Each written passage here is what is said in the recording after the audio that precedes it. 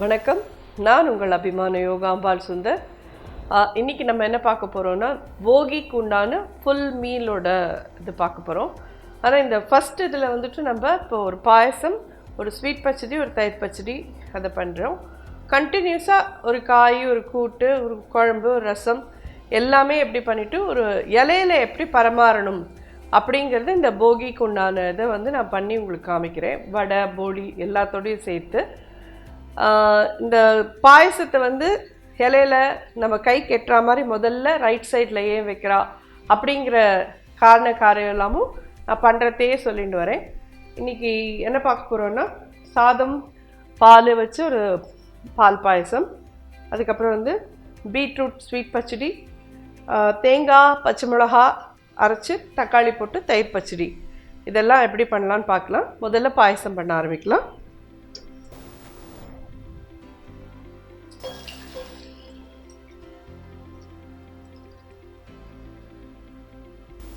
இந்த சாதத்தையும் இதில் ஆட் பண்ணிடுறேன்.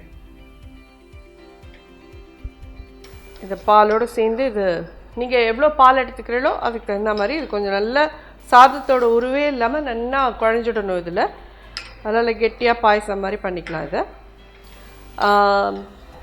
நம்ம ஏன் இந்த மாதிரி முதல்ல ஒரு சொட்டு பாயசம் வச்சுட்டு அதுக்கப்புறம் மிச்சம் எல்லாம் பரமாறுறா அப்படின்னு சொன்னேன்னா, அந்த பாயசத்தை தொட்டு நாக்கில் வச்சுட்ட கையோட மூளை வந்து நம்மளோட என்சைம்க்கெல்லாம் ஆர்டர் கொடுக்கும், ஒரு நல்ல விருந்து வருது, உமிழ்நீர் நிறையா சுரக்கணும் அப்படின்னு சொல்லிட்டு.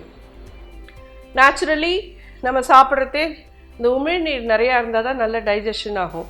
விருந்து சாப்பாடெல்லாம் சாப்பிட்றதே அது தேவையான ஒரு இது. அதனால நமக்கு அந்த சொட்டு பாயசம் முதல்ல வைப்பா. அதை எல்லோரும் விட்டுருவாங்க. அங்கே இருக்கிற வடை, சிப்ஸு, இல்லைன்னா உருளைக்கிழங்கு, டீப் ரோஸ்ட் கறி என்ன இருக்கோ அதெல்லாம் எடுத்து சாப்பிடுவோம். அதை விட நம்ம இதை தான் முதல்ல சாப்பிடணும். சாப்பிட்டுட்டு நமக்கு உமிழ்நீரை நிறையா சுரக்க வச்சுட்டு இதெல்லாம் சாப்பிடணும். அட் த சேம் டைம் கடைசியாகவும் நமக்கு ஏன் ஸ்வீட் பரமாறுறா அப்படின்னு சொல்லி கேட்டேன்னா, சாப்பிட்டோம் நல்லா அப்பா வயிறு திருப்தியாக ஃபுல்லாக சாப்பிட்டோம் அப்படின்னு வந்து நமக்கு ஒரு உணர்வு கொடுக்கக்கூடியது ஒரு இனிப்பு இதுதான் கொடுக்கும். ஸோ அதனால நமக்கு வந்து ஃபைனலாக ஒரு ஸ்வீட்டும் ஒரு பாயசமும் அதனால தான் ஒரு இதில் பரமாறுவா விருந்துனாலே. நாள்கிழமைனாலும் நம்மளும் அப்படி தான் பண்ணுவோம். ஒரு பாயசம் இப்போ போகிக்கே எடுத்துனா கூட இந்த பாயசமும் போலி பண்ண போகிறோம், பால் போலி. ஸோ இந்த போலியை நம்ம லாஸ்ட்டாக சாப்பிட்டோன்னா ஃபுல்லாக அப்பா சாப்பிட்டோம், நல்ல ஒரு பெரிய விருந்து சாப்பிட்டோம், ஒரு ஜம்முன்னு நிம்மதியாக தூக்கம் வரும். எப்பயுமே நல்லா சாப்பிட்டா தான் நல்லா தூக்கம் வரும், அது ஒன்று இருக்குது. ஸோ அதனால் இந்த விருந்து செய்கிறதுக்கும் ஒரு காரியம் இருக்குது. ஆனால் வருஷம் ஃபுல்லாக நம்ம பண்ணி சாப்பிட போகிறதில்ல. ஒரு நாள் கிழமைங்கிறதே இந்த மாதிரி பண்ணி பகவானுக்கு அதை நைவேத்தியம் பண்ணிவிட்டு நம்மளும் அதை அப்படி சாப்பிட்டோன்னா நமக்கு ஒரு நல்ல ஒரு மனசுக்கு ஒரு சந்தோஷம், உடம்புக்கும் ஒரு ஆரோக்கியம், இதெல்லாம் ஒரு காரியத்தோடு தான் ஏற்படுத்தியிருக்கா பெரியவாள்லாம். இது ஒன்றுன்னா நான் பண்ணிவிட்டு இலையில எப்படி பரமாறணும் அப்படின்றதையும் காமிக்கிறேன். இந்த பாயசம் கொதிக்கட்டும். இப்போ சத்திக்கு ஒரு 10 மினிட்ஸாவது இது கொதிக்கணும்னா பார்த்தீங்கன்னா ஒரு 10 நிமிஷமாக அது கொதிச்சுன்னு இருக்கு. ரைஸ் இல்லாமல் நல்லா மிக்ஸ் ஆகிடுது இதோட. அதாவது பால் பாயசம் வேறு என்னன்னு கேட்டேன்னா, அது அரிசியை வந்து எத்தனை பால் எடுத்துக்கிறீங்களோ, 1 லிட்டர் பால்னால் ஒரு பிடி அரிசி அதை வந்து தண்ணியில் ஊற வச்சுட்டு பாலோடையே சேர்த்து போட்டு குக்கரில் வச்சு நல்லா ஒரு மெலீஸாக வச்சிடணும். சிம்மில் வச்சு ஒரு 20-25 நிமிஷம் கழிச்சு ஒரு விசில் வரும். அதை அணைச்சிட்டேன்னா பிங்க் கலரில் இருக்கும் அந்த பாயசமே, அது வேறு. பட் இதை நம்ம சாத்தை போட்டு தான் பண்ணியிருக்கோம். இது வந்து இன்ஸ்டண்ட்டாக பண்ணுற பால் பாயசம்.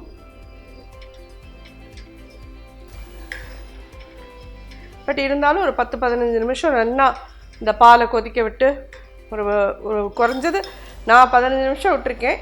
உங்களுக்கு அதுக்கு மேலேயே விட முடியும்னாலும் விட்டேன்னா நல்ல கோவா வாசனையாக நல்லா இருக்கும். இதுவுமே இதுக்கு வந்து நான் இப்போது ப்ரௌன் சுகர் போடுறேன். எங்கிட்ட இருக்குது, நான் போடுறேன். எத்தனை பேருக்கு கிடைக்கும்னு தெரியாது. இது கிடைக்காதவா நாங்கள் என்ன பண்ணுறது அப்படின்னு கேட்காதீங்க, ஒயிட் சுகரே போட்டுக்கோங்க, பிரச்சனை இல்லை.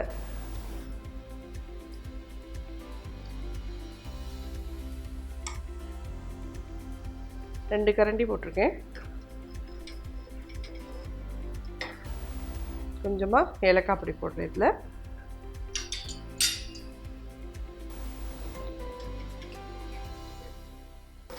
ஒரே ஒரு கொதி வரட்டும்.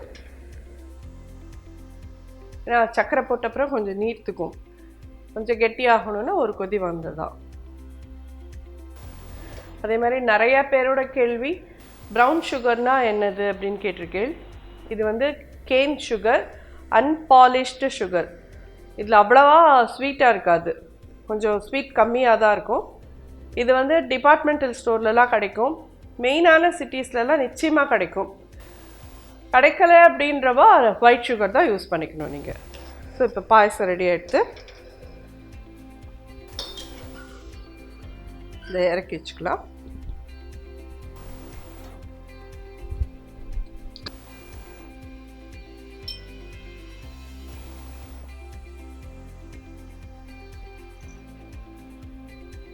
முந்திரி பருப்பு, திராட்சை பழம்லாம் உங்கள் சௌகரியம், உங்களுக்கு எவ்வளோ வேணுமோ அது பார்த்து போட்டுக்கோங்க.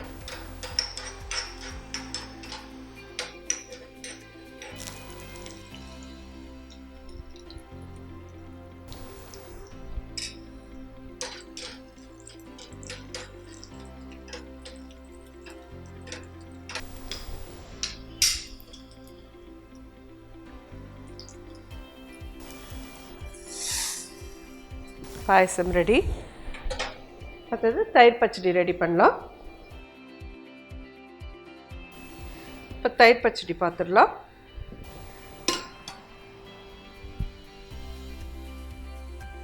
கடுகு 1/2 ஸ்பூன் போட்டிருக்கேன். மிளகாவத்தூள் 1 போடுறேன்.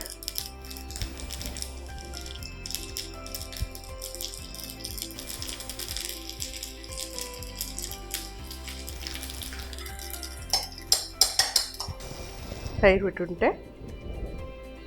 இது வந்து நான் முன்னாடியே சொன்ன மாதிரி தேங்காய், பச்சை மிளகா. தேங்காய் வந்து இதே அளவு தான் தேங்காய் எடுத்துட்டேன், அதாவது ஒரு 1/2 கப்பு கிட்டன்னு வச்சுக்கோங்க. அண்ட் 2 பச்சை மிளகா வச்சுருக்கேன், அதை இதில் கலந்துடுறேன்.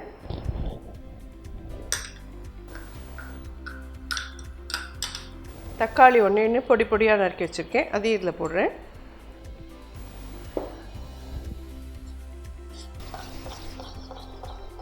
பச்சடிக்கு பண்ணுற தயிரெல்லாம் புளிப்பு இல்லாமல் இருந்தால் தான் நல்லாயிருக்கும். மேலே கொத்தமல்லி போட்டு.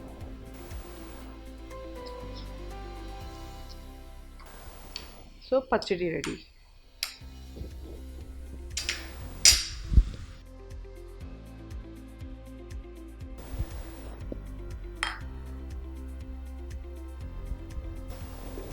அடுத்தது நம்ம வந்து பீட்ரூட் பச்சடி, ஸ்வீட் பச்சடி எப்படி பண்ணலாம் பார்க்கலாம்.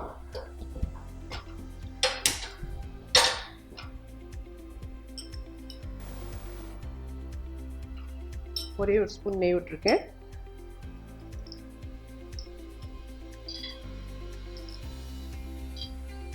முந்திரி பருப்பு,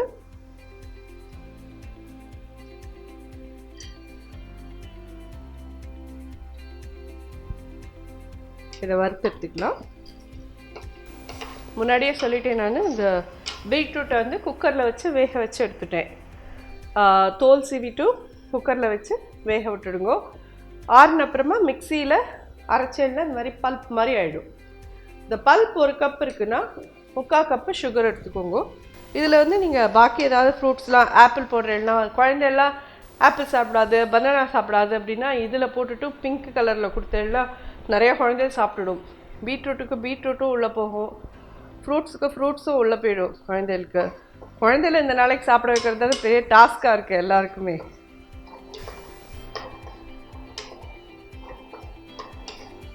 ஆனால் ஸ்வீட் பிடிக்கிற குழந்தைலாம் இருக்கணும், அதுதான் அங்கே இருக்குது.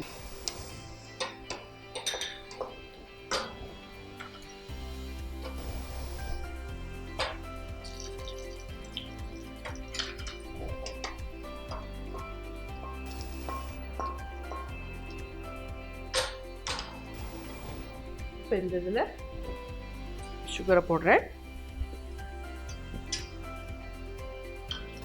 1/2 கப் தண்ணி விடுறேன்.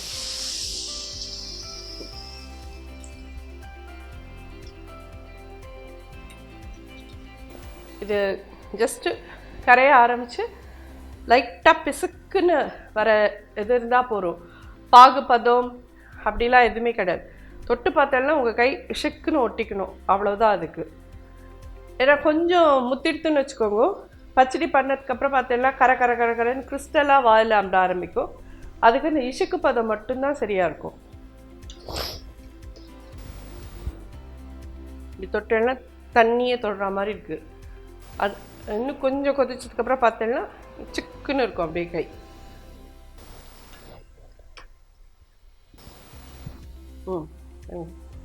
எடுக்க வராது, அப்படி சிக்குன்னு இருக்குது தெரியுறதா? இந்த லெவலுக்கு போகணும் அது. இதில் இப்போ இந்த அரைச்ச பீட்ரூட் விழுத போட்டுடலாம்.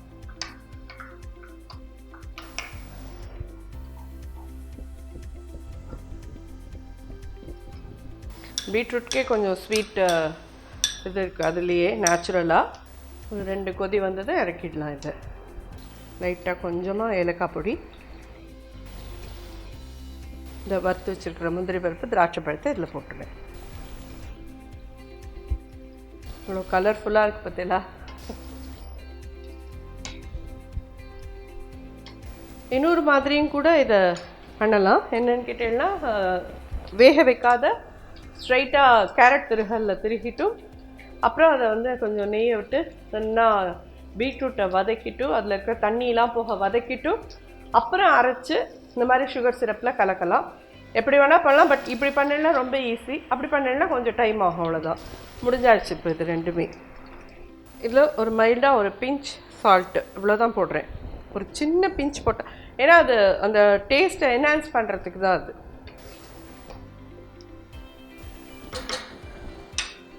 ரெடி ஆகிடுது. இந்த ஆரித்துனா அப்படியே இன்னும் கெட்டியாகிடும். அப்படியே நான் இலையில பரமாறுறதே உங்களுக்கு தெரியும் அது எவ்வளோ கெட்டியாகிடுதுன்றது.